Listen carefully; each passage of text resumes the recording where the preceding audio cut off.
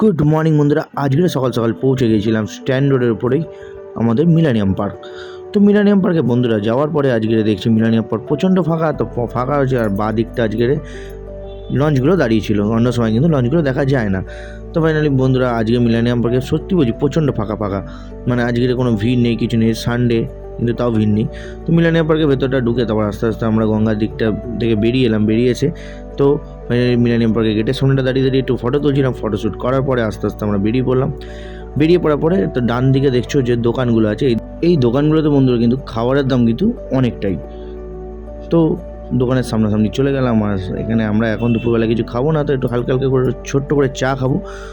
তো কাকে বললাম, আর এই ভেতরটা হচ্ছে তোমরা এখানে এসে রেস্টুরেন্ট টাইপের আছে, তোমরা বসে খেতে পারো, কিন্তু খাবারের দামটা এখানে খুবই। তো এখন দেখো কাকা দুধ গরম করছে, কাকা হচ্ছে আমাকে চা দিয়ে দিল। তো চাটাও কিন্তু খুব ভালো বানিয়েছে, দামটাও কিন্তু খুব ভালোই নিয়েছে। তো বন্ধুরা প্রিন্সেপ ঘাটের থেকে কিন্তু এখানে মিলেনিয়াম পার্কটা আমার খুবই ভালো লাগলো। আর মিলেনিয়াম পার্কের গেটটা হচ্ছে একদম স্ট্যান্ড রোডের উপরেই, আর এটা হচ্ছে রেল ক্রসিং। তো ভিডিওটা ভালো লাগলে তোমরা একটা লাইক, একটা শেয়ার, কমেন্ট করে কিন্তু যেও। টাটা, নেক্সট ভিডিওতে খুব তাড়াতাড়ি দেখা হচ্ছে বন্ধুরা।